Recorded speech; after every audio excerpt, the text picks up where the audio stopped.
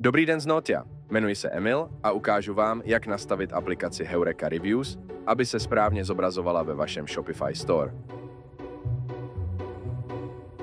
Po instalaci vložte Heureka API key na záložce Connection.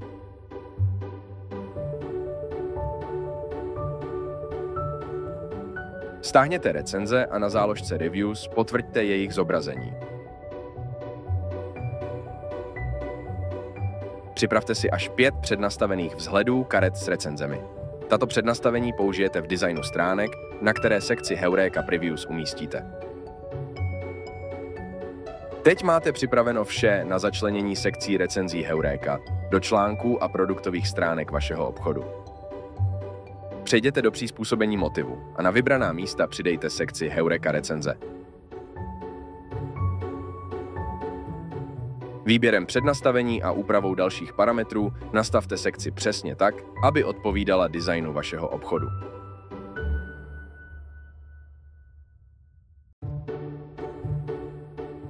Pro vytvoření šablony stránky se všemi recenzemi použijte připravenou sekci Všechny Heureka recenze. Její nastavení je velmi podobné. Věřím, že budete z Heureka Reviews spokojeni a že zas o kousek vylepší stránky vašeho obchodu. Přeji vám také hodně 5hvězdičkových recenzí.